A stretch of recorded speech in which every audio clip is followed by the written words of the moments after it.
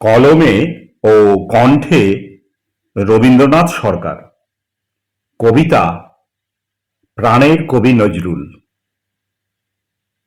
তুমি ছিলে বেঙ্গল রেজিমেন্টে ব্রিটিশের সৈনিক, পরে চাকরি ছেড়ে হয়ে গেলে স্বদেশ প্রেমিক।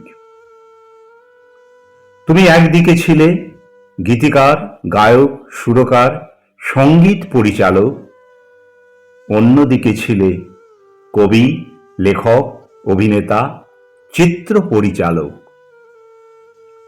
তুমি একদিকে রচনা করেছ শ্যামা সঙ্গীত, অন্যদিকে রচনা করেছ গজল গীত।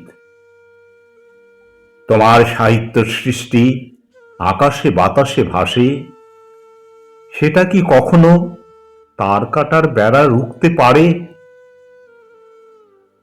তুমি ছিলে মায়ের ভক্ত, বোঝা যায় সেটা তোমার মাতৃবন্দনায়।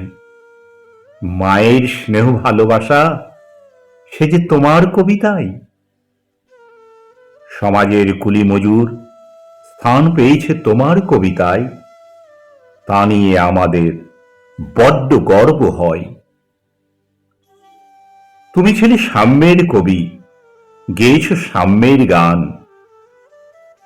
নারীদের দিয়েছ মর্যাদা পুরুষের সমান।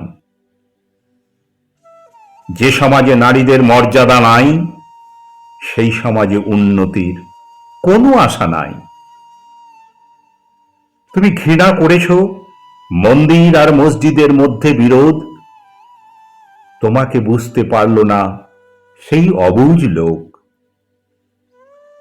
তুমি বলতে চেয়েছ হিন্দু মুসলমান ভাই ভাই, তোমার কথা বুঝতে পারল না গোঁড়া কিছু লোক তাই।